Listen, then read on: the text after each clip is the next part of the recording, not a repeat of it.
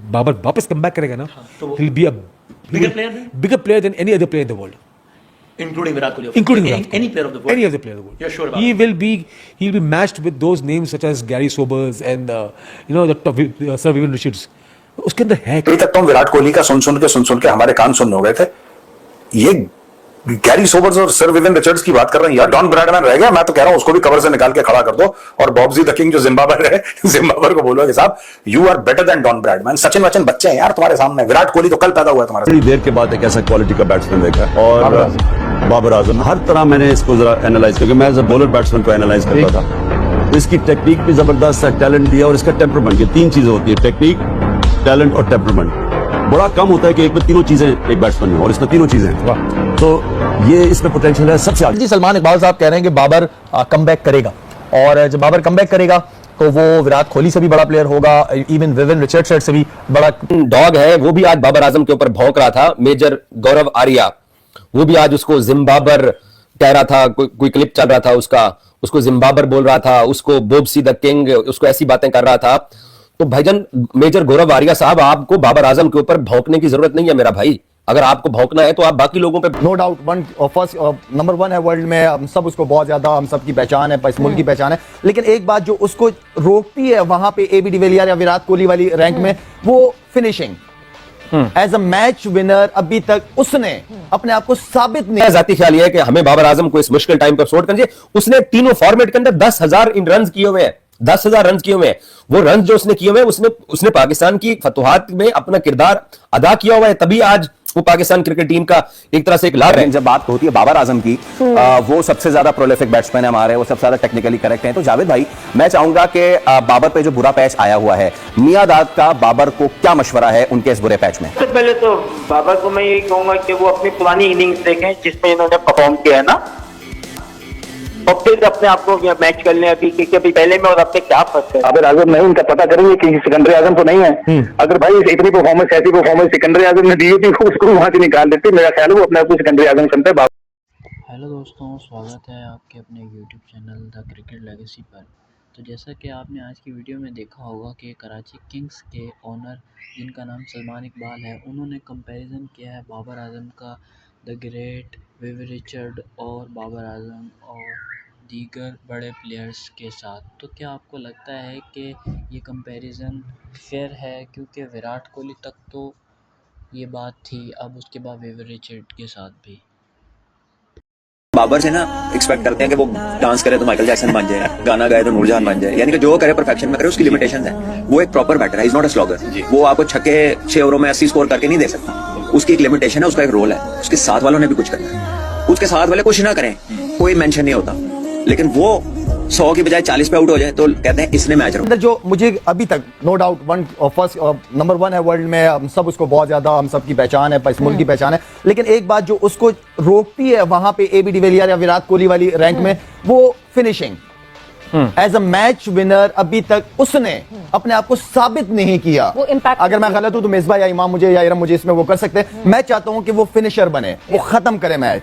वो चीज अभी तक उसकी क्लास में रुकावट बनी हुई है। बस मिसबा, आप कुछ चिप इन करना चाहते हैं? इसमें थोड़ा मैं इसमें ऐड करता चलूं लाला के, लाला ने कहा कि, और ये बात क्योंकि मैं उसको जानता हूं और ये हमारी डिस्कशंस में भी होती है, और वो इस बात को एग्री भी करता है, और वो ये कहता है कि यार मुझे ऐसा लगता है कि अब मैं इतनी क्रिकेट खेल गया हूं कि मुझे अब जो है ना डोमिनेंसी और आनी चाहिए और कमांड आनी चाहिए कि मैं मैच जो है ना अब फिनिश करूं, बीच में छोड़ के ना हूं। तो ये बात लाला की बिल्कुल सही है। तो बस जस्ट टू ऐड ऑन कि वो इस बात को समझता है, और उस पर हमारी बहुत दफा डिस्कशन हो चुकी है कि यार अब मतलब जो है कि मैचेस ऐसे करने हैं कि मैच को फिनिश करना है, और बेसिकली हमारी डिस्कशन है कि यार अब डोमिनेट करना है। तो वो डोमिनेशन वाली जो लेवल है, जैसे जो आप कहते हैं कि जी विराट और अभी, उसके लिए बिल्कुल ऐसा है कि उसको, मुझे ऐसा लगता है, स्ट्राइक रेट पे भी काम करना चाहिए कि जब वो, जैसे मिसबा भाई ने बात की कि 50 के बाद ना अपनी मर्जी से जो है उसको खेलना चाहिए कि ताकि उससे बॉलर डरें। तो मुझे ऐसा लगता है कि ये चीज है कि जब वो सेट भी हो जाता है तो आपको एक थ्रेट नहीं लगता कि यार ये मुझे यहां से ये शॉट मार देगा यहां से। तो वो वाली एक अगर फिनिश टचेस आ जाएंगे उसमें, तो मेरे ख्याल से सबको ही फायदा होगा, पाकिस्तान को भी होगा, लेकिन सबसे ज्यादा उसको खुद होगा। वो पिछले साल 1.5 साल से बाबर के साथ हुआ है, कैप्टनसी ली गई, फिर उसके ऊपर प्रेशर आया।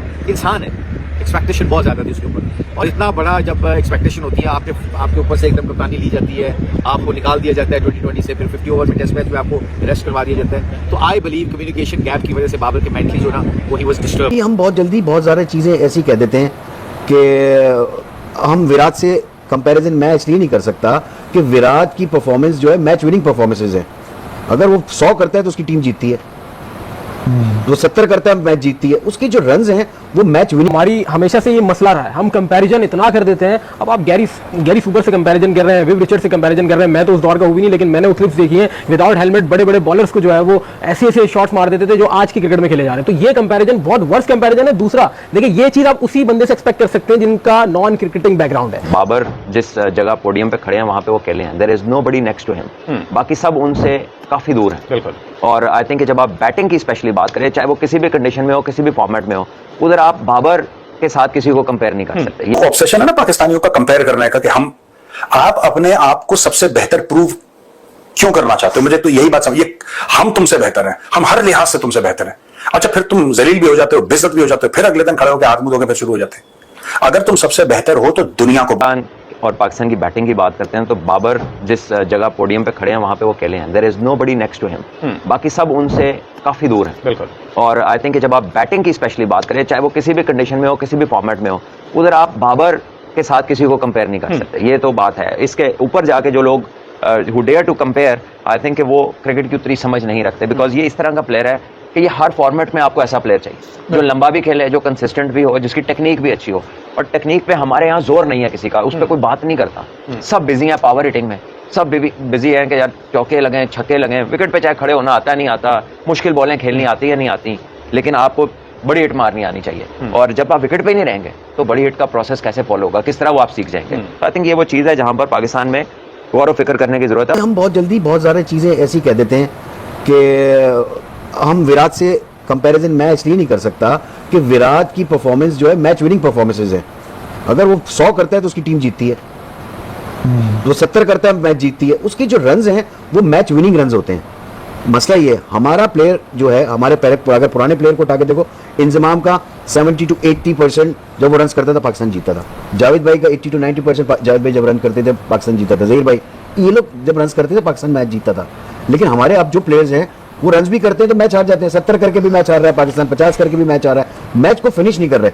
वो प्लेयर मैच को फिनिश करते थे जब भी उनके नाम जो है उसमें आते हैं। अच्छा, ये करीम, ये स्टेटमेंट इसलिए तो नहीं दिए जाते कि भाई हम हौसला बढ़ा रहे हैं, लेकिन हौसला बढ़ाने में भी इतने बड़े बड़े नाम डाल देना कि जब मुशी ने ये बात मीडिया के ऊपर आके क्यों किया है, मुझे लगता है कि उसको इस बात का अंदाजा है, उसने शायद बाबर को अंडरस्टैंड किया है, बाबर के साथ बात किया और उसको ये पता चला है कि बाबर आजम के ऊपर इस वक्त मुश्किलात क्या चल रही हैं। भाई कंपैरिजन क्यों कर रहे हैं? बाबर कमबैक करे, बाबर जो था वो बन जाए, जो प्लेयर था जो पहले से कंटिन्यूसली रन करता था वही आपकी टीम के लिए बहुत बेहतर है। वो विराट बने या फिर वो गैरी सूबर बने या विव रिचर्ड बने, शहरी बने। जी हाँ, तो दोस्तों जैसा कि आपने आज की वीडियो में देखा होगा कि पाकिस्तान के एक्स क्रिकेटर और पीएसएल की फ्रेंचाइज के ओनर ने बाबर आजम का हिस्ट्री के बड़े प्लेयर्स के साथ कंपैरिजन किया है। हालांकि बाबर आजम के बल्ले से स्कोर भी नहीं आ रहा, पीएसएल के अंदर भी पूरे तरीके से फ्लॉप हैं, और ऐसे में कंपैरिजन करना वो भी ऐसे प्लेयर्स के साथ जिनका हिस्ट्री में बहुत ज़्यादा अच्छा रिकॉर्ड है। तो आपका क्या कहना है कि क्या ये कंपैरिजन फेयर बनता है या ठीक है? अपनी राय कमेंट सेक्शन में ज़रूर बताइएगा, और अगर वीडियो पसंद आई हो लाइक और सब्सक्राइब ज़रूर कीजिए।